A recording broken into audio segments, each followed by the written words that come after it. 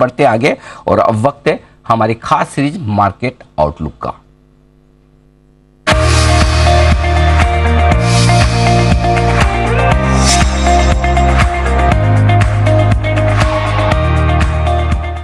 भारतीय और अंतर्राष्ट्रीय बाजारों का लंबा गहरा अनुभव रखने वाले आनंद राठी फाइनेंशियल सर्विसेज के को फाउंडर और वाइस चेयरमैन प्रदीप गुप्ता साहब हमारे साथ कार्यक्रम में शामिल हो रहे हैं।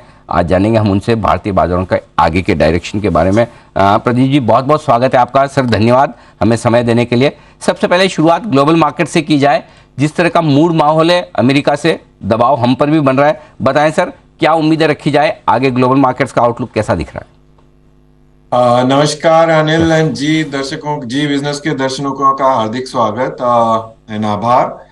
जहां तक ग्लोबल इकोनॉमी का सवाल है, gradually things are easing out Anil, if I really look at it. हालांकि वहां पे दबाव चल रहा है, इन्फ्लेशन का काफी प्रेशर है और इन्फ्लेशन के चलते इंटरेस्ट रेट और various cycles, commodity cycle as well as supply chain cycles का जो ईज आउट होना है वो ग्रेजुअल है। उसका इम्पैक्ट अभी भी वहां के बाजारों में देखने को मिल रहा है और उसी की वजह से सभी अर्थव्यवस्थाओं में कुछ न कुछ तकलीफें देखने को मिल रही है। बट ओवरऑल अगर देखें तो अभी रिसेंटली आपने देखा है कि आईएमएफ ने अपने ग्लोबल जीडीपी के ग्रोथ में थोड़ा सा इजाफा किया है। पहले करीब 2.7% की ग्रोथ का एक्सपेक्टेशन था, जो कि अब 2.9% की ग्रोथ पे आए हैं। हालांकि पिछले साल से अगर देखें 3.4% की ग्लोबल ग्रोथ को, तो थोड़ा सा नीचे है। बट आई थिंक थोड़ा सा पॉजिटिविटी बनने की कोशिश हो रही है। और वास्तव में प्रेजेंट सिनेरियो देखें तो इन्फ्लेशन में भी थोड़ा सा कंट्रोल होने की चांसेस नजर आ रहे हैं।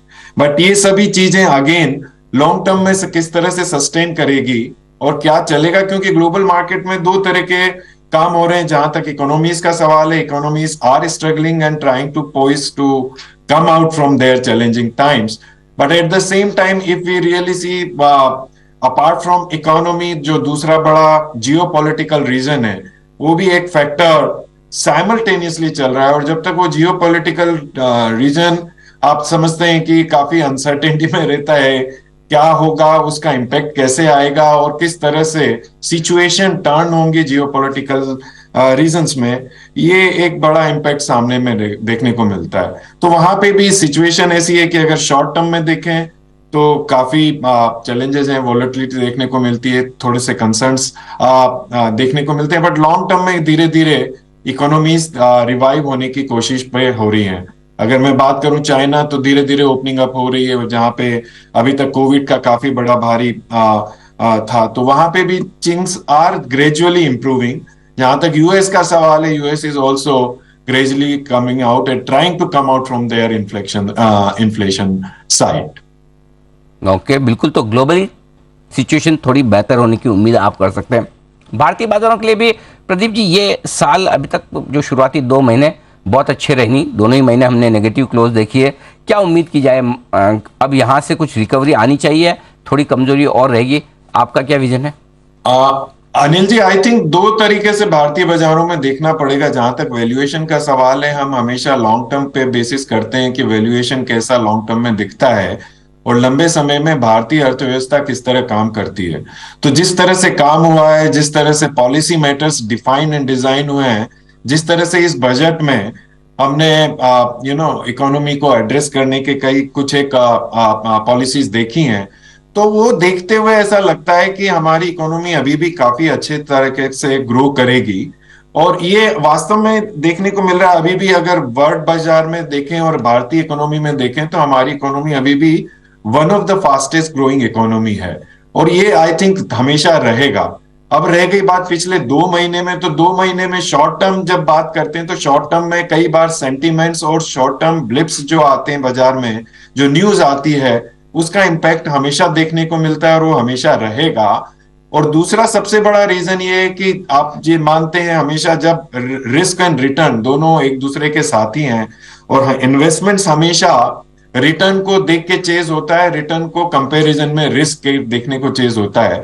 तो जब ये लगने लगता है कि दूसरे वर्ल्ड इकोनॉमी में, जैसे देखा हमने कि वहां पे थोड़ी सी इंटरेस्ट रेट बढ़ गई और हमारी इकोनॉमी में इक्विटी में जब बात करते हैं तो रिस्क और रिटर्न के पैरामीटर्स को देखने को मिलता है। तो कई बार हमने देखा कि एफआई फ्लो भी आउटफ्लो हुए हैं पिछले 2 1 महीने में, 3 महीने में, और कंटिन्यूअसली रहा है। अभी अगर देखें तो फरवरी में भी ओवरऑल नेट आउटफ्लो की सिचुएशन है मंथ में। तो आई थिंक ये सारे फैक्टर्स इन बाजारों में भी इंपैक्ट करते हैं, विच शोज कि शॉर्ट टर्म में थोड़ी सी कंसर्न से बाजार में और मार्केट को अगर देखें तो, बट लॉन्ग टर्म में अगर देखूं तो इकोनॉमी डेफिनेटली इंप्रूव हो रही है। अगर सेक्टर वाइज देखें तो आईटी सेक्टर वापस रिकवरी के पाथ पे है। अगर आप फाइनेंशियल सेक्टर और बैंकिंग सेक्टर देखें तो वहां पे भी क्रेडिट ग्रोथ होनी शुरू हुई है और अच्छी क्रेडिट ग्रोथ दिखा रहा है। एनपीए काफी कंट्रोल लेवल पे है, तो वहां पे भी चांसेस हैं कि काफी अच्छा कर रहा है और वो सेक्टर काम कर रहा है। अगर इंफ्रास्ट्रक्चर में देखें तो गवर्नमेंट का क्लियर कट इंफ्रास्ट्रक्चर की तरफ ध्यान गया है और काफी इंप्रूवमेंट होना है और वहां पे इन्वेस्टमेंट्स भी काफी आ रहे हैं। तो वो इंफ्रास्ट्रक्चर सेक्टर, अब उसी से रिलेटेड आता है हमारा कैपिटल गुड्स सेक्टर। तो कैपिटल गुड्स सेक्टर में भी काफी पॉजिटिविटी देखने को मिल रही है। तो on the whole sector wise जो देखने को अगर हम देखें, और जैसा कि थ्रस्ट हमारी प्रेजेंट पॉलिसी में देखने को मिल रहा है, वो इंडस्ट्री की तरफ है, इंडस्ट्रियलाइजेशन की तरफ है, मैन्युफैक्चरिंग एक्टिविटी की तरफ भी है। तो वो सब एक पॉजिटिव एनवायरनमेंट लॉन्ग टर्म में क्रिएट कर रहा है। और मेरा ये मानना है कि यहाँ पे ग्रोथ लंबे समय के लिए, अगर 3 साल का अगर व्यू कोई लेता है, तो डेफिनेटली ग्रोथ रहेगी, मार्केट अच्छे रहेंगे, ये मेरा मानना है। बिल्कुल ठीक बात है। तो लॉन्ग टर्म के लिए मार्केट भी अच्छे रहेंगे, ग्रोथ भी अच्छी रहेगी, और कई सारे सेक्टर सर ने आपको बताया। एक छोटा सा सवाल पूछना चाहता हूं सर, चूंकि ब्याज दरें ऊंचाई पर है, काफ़ी लोग ये समझ रहे हैं कि फिक्स इनकम में पैसा लगाना भी ठीक है।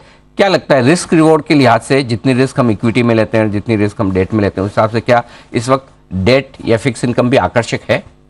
देखिए, दोनों में एक दूसरे के अपोजिट साइड है। आई थिंक अगर हम फिक्स इनकम में देखें तो ऑब्वियसली फिक्स इनकम में रिस्क कम होती है और रिटर्न बेटर होते हैं। और इक्विटी में अगर देखें तो रिस्क थोड़ी ज्यादा होती है, पर based on the risk return भी काफी अच्छे होते हैं।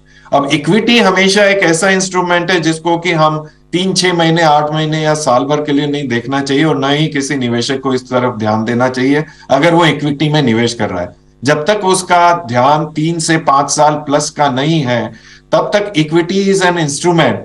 और उसकी जो इक्विटी में एक दूसरी रिस्क सबसे बड़ी रहती है, शॉर्ट टर्म में काफी वॉलेटिलिटी रहती है। जैसा हमने देखा पिछले 2 महीने में बाजारों में काफी अच्छी वॉलेटिलिटी रही है, और ये वॉलेटिलिटी रह सकती है बिकॉज शॉर्ट टर्म में हमेशा, जैसे मैंने आपसे बात कही कि शॉर्ट टर्म में बाजार हमेशा इंपैक्ट करते हैं न्यूज को। शॉर्ट टर्म में बाजार हमेशा सेंटीमेंट्स के ऊपर भी चलते हैं। तो कई बार शॉर्ट टर्म में जब सेंटीमेंट्स नेगेटिव हो जाते हैं कुछ समय के लिए, या कोई एक न्यूज स्पेसिफिक इस बाजार को इंपैक्ट करने की कोशिश करती है, तो वॉलेटिलिटी हाई होती है, रिस्क बढ़ जाती है।